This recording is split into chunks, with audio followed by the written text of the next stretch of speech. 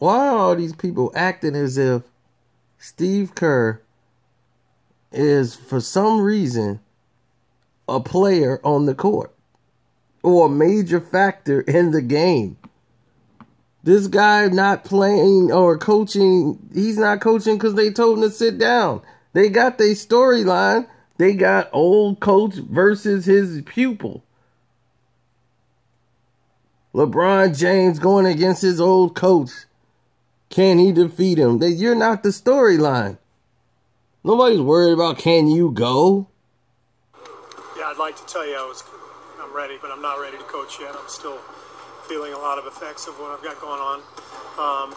But with Mike being out, I'll take his spot after he took my spot, media-wise. I told the team that the good news is the team's really healthy. The bad news is the coaching staff is dropping like flies. So hopefully Mike will be back tomorrow, but I'll answer your basketball questions. Steve, how would you describe the relationship between Steph and KD on the court and how it's evolved and where it is? They get along great. They always have. I think it's one of the reasons KD decided to come here. He clicked with Steph right away. It took a little bit of time for them to blend early in the year, but I think they have a really good relationship and a good symmetry on the court. Does friendship help? I mean, they seem to... It always helps. Yeah. You don't have to be great friends to be great teammates, but I think it helps. Steve, how do you think Mike has been handling what's kind of an odd situation? Mike's been amazing. It's an awkward situation for anybody to be in. This is so unique. I'm not sure it's ever happened. I guess maybe in football. I remember Chuck Pagano with the Colts a few years ago was out and not during the playoffs. Yeah. So I mean, it's just weird because on the one hand, it's Mike has to coach the team as he sees fit.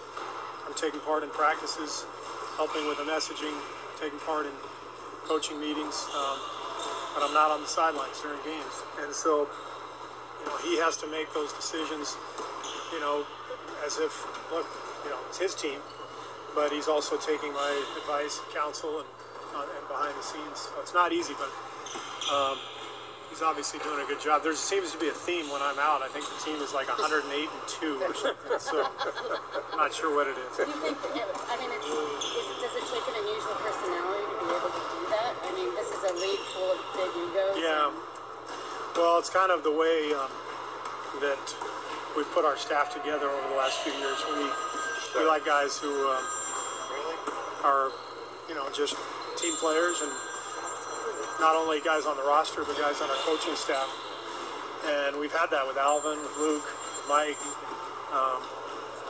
And so it doesn't surprise me. And that's one of the reasons I hired Mike, is because I knew what kind of a human being he was, and he's perfectly suited for what's going on.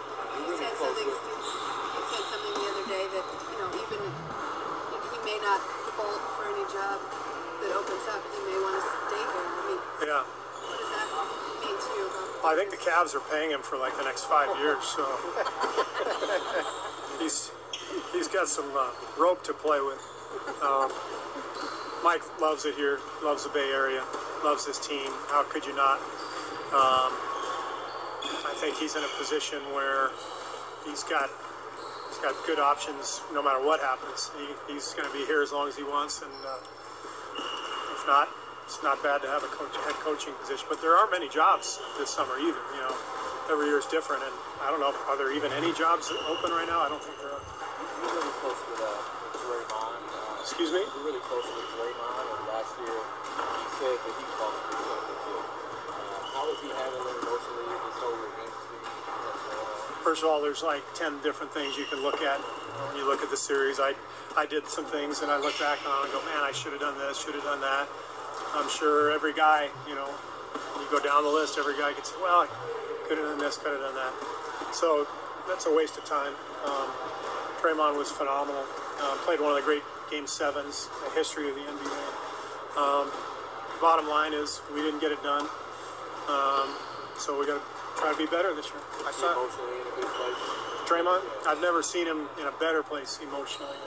Still playing with rage and desire and force, but totally under control. What does he have? One technical?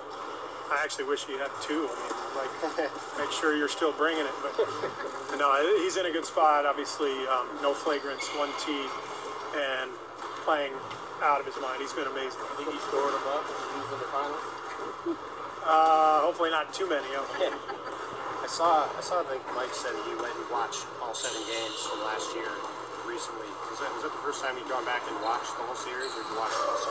Yeah, it was the first time. What was your kind of initial takeaways from watching it? You know, we could have done some things differently, but you know, the thing that really jumped out was they were fantastic. They played a great Game 5 when Draymond was out. Kyrie and LeBron were really, really good.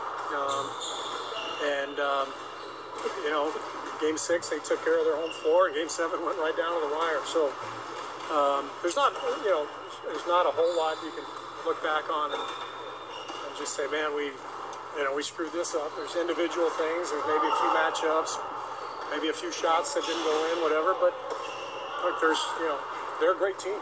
We're a great team, and it was a hell of a series, and we lost. And I don't know if there's much more to make of it than that. Was it easier or harder to watch it than you anticipated? Wasn't that hard? Yeah. Honestly, it's basketball.